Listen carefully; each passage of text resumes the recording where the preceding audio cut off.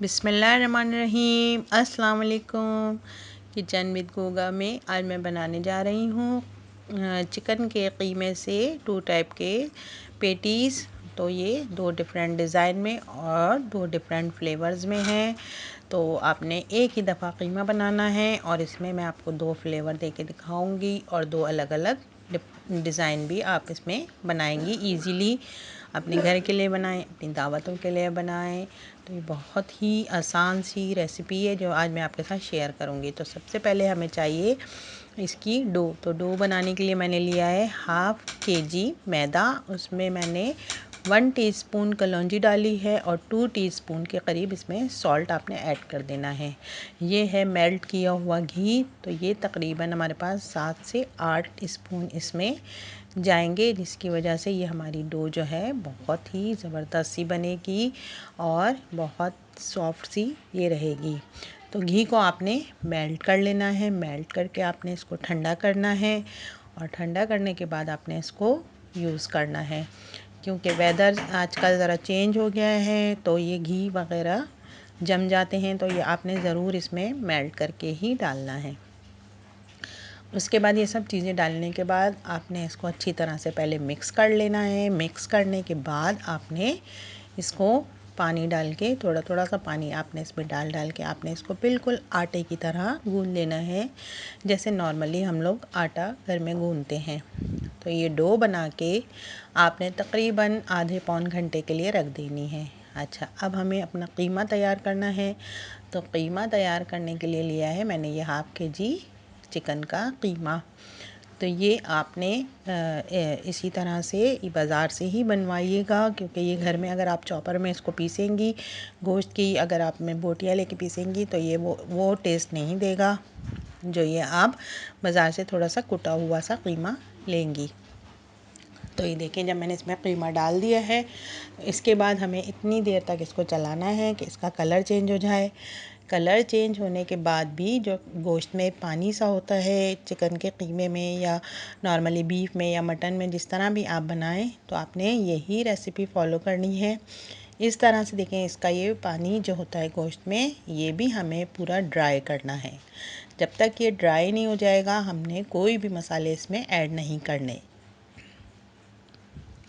तो ये देखें, मैं इसको अच्छी तरह से इसको ड्राई करूँगी और ये बस सिर्फ 1 टेबल स्पून ऑयल या घी जो भी आप यूज़ करेंगे उसमें ये हमारा बहुत सारा कीमा तैयार हो जाएगा। इसके बाद ये मैंने देखें इसमें ये पिसी हुई हरी मिर्चें उसका पेस्ट था, तो वो आपने इसमें ऐड कर देनी है। इसके बाद ये 2 मीडियम साइज़ की प्याज है जिसको मैंने चॉपर में चला लिया था। तो आप चाहें तो इसको बिल्कुल बारीक सा काट भी सकती हैं, चॉपर में ईज़िली बन जाती है।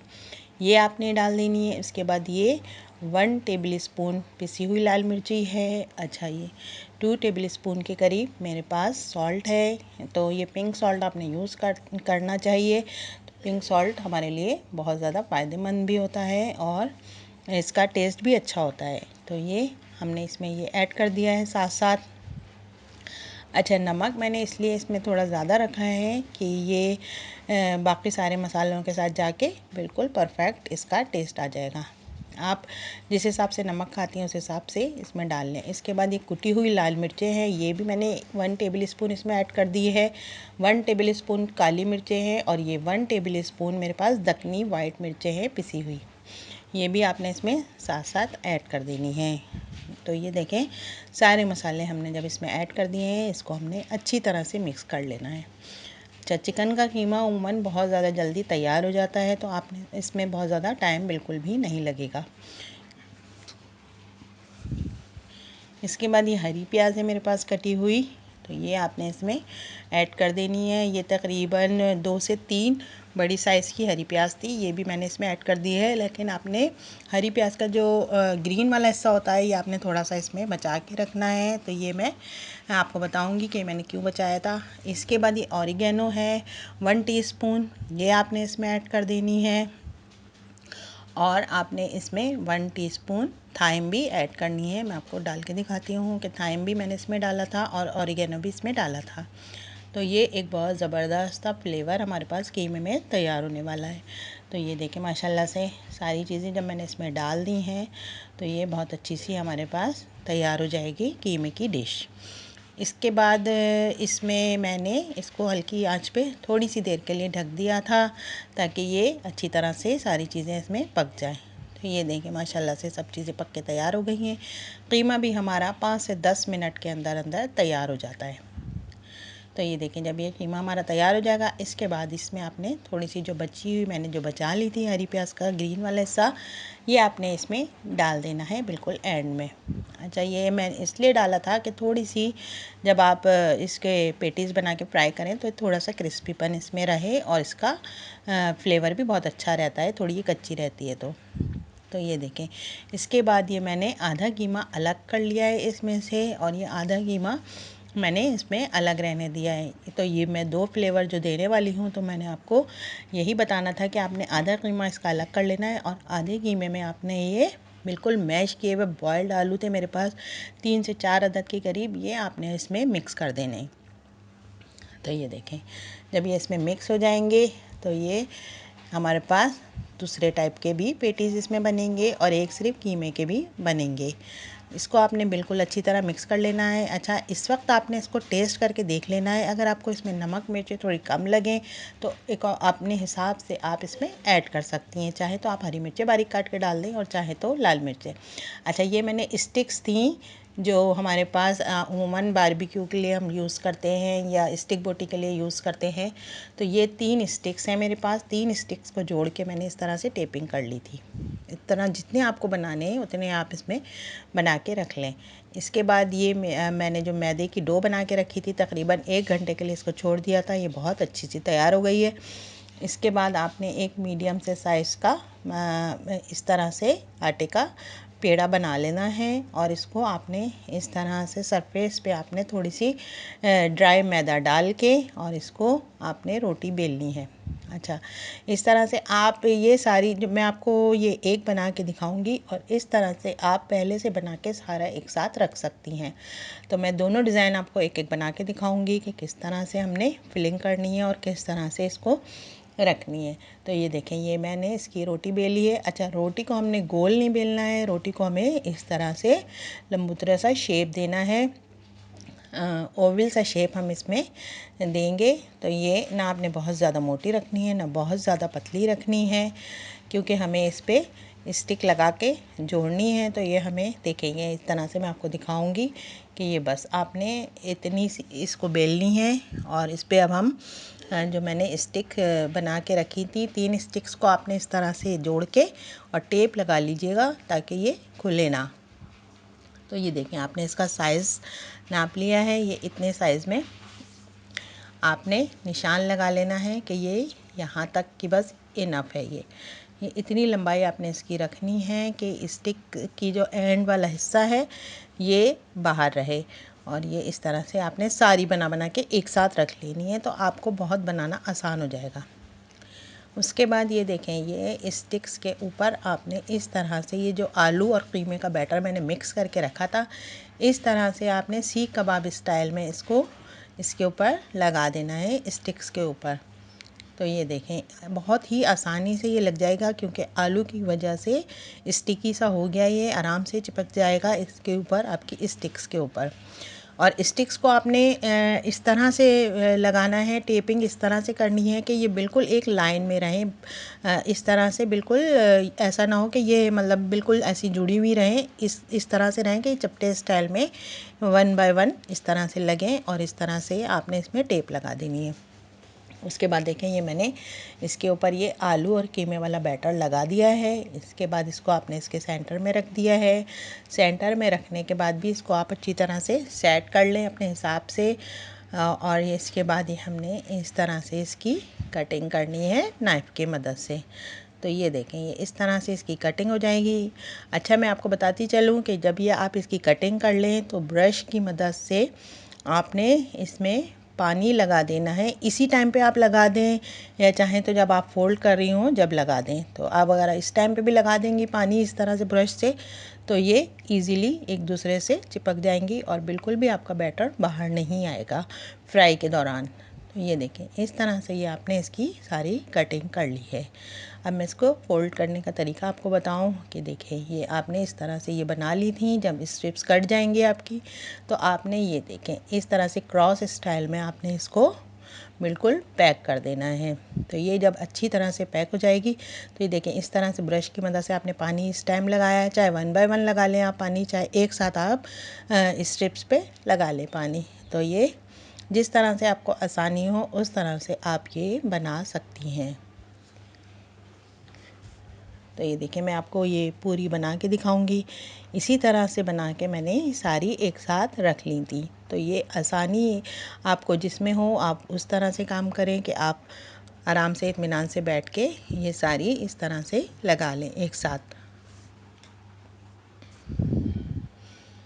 और देखें ये ख़्याल रहे आपका कि बहुत ही अच्छी हमें इसकी एंड की जो फोल्डिंग है वो बहुत अच्छी करनी है, ताकि आपका ऑयल जो है फ्राई के दौरान बिल्कुल भी ख़राब ना हो।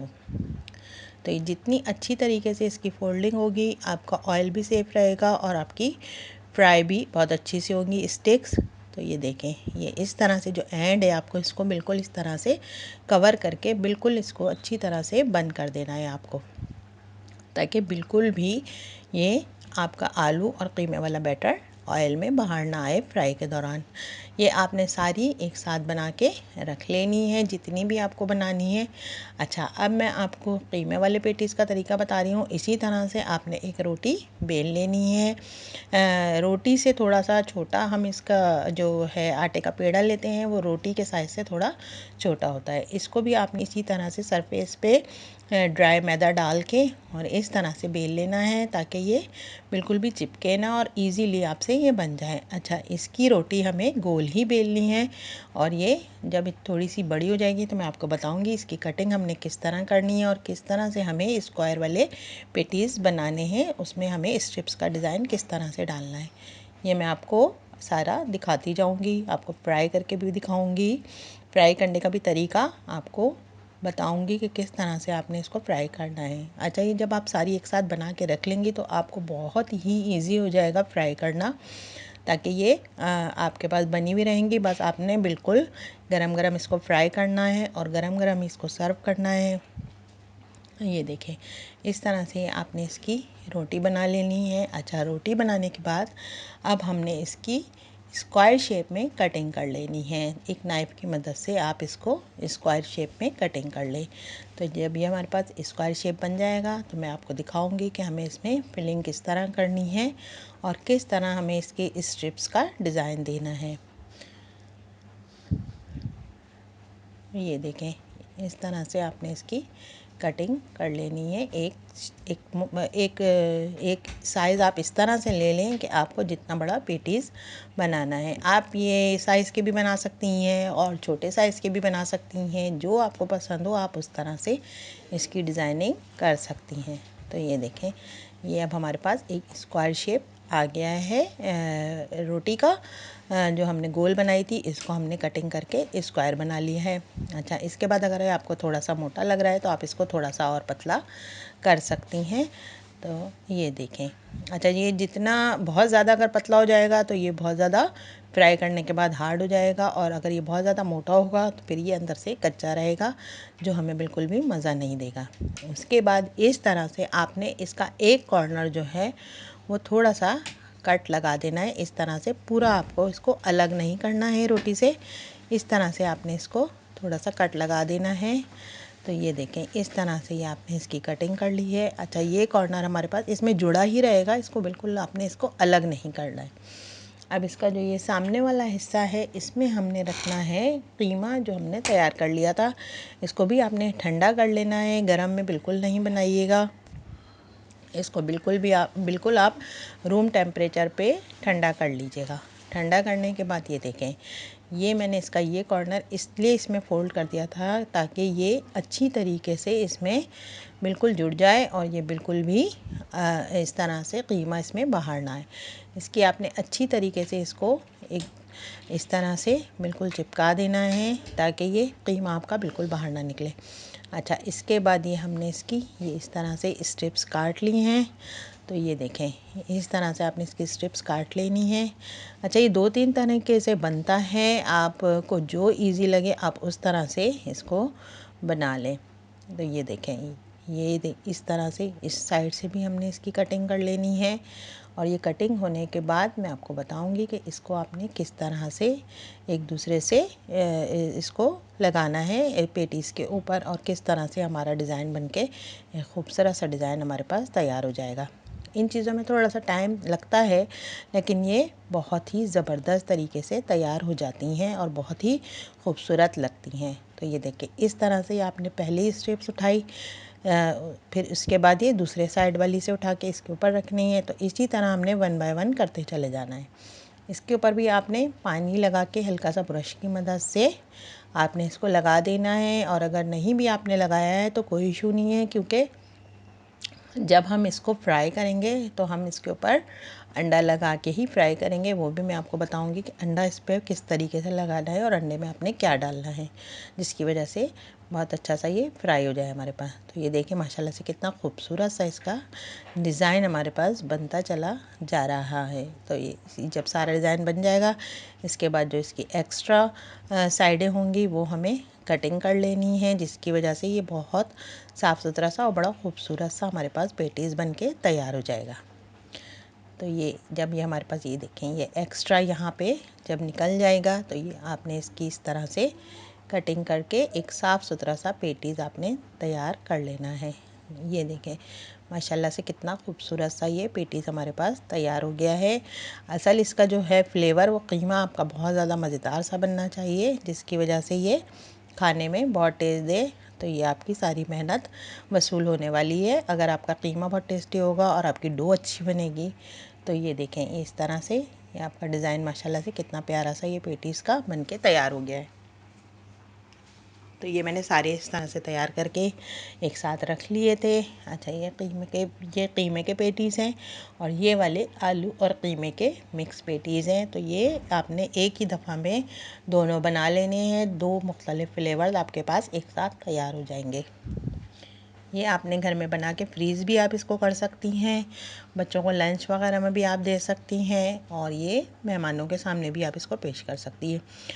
अच्छा, ये मैंने एक अंडा ले लिया है, इसमें आपने हल्का सा नमक डाल देना है, और ये मैंने इसमें फूड कलर जो था, जो जर्दे का कलर उमूमन बिरयानी वगैरह में हम डालते हैं, वो आपने इसमें थोड़ा सा डाल के इसको अच्छी तरह से फेंट लेना है। उसके बाद ये आपने इसके ऊपर लगा देनी है फ्राई करने से पहले।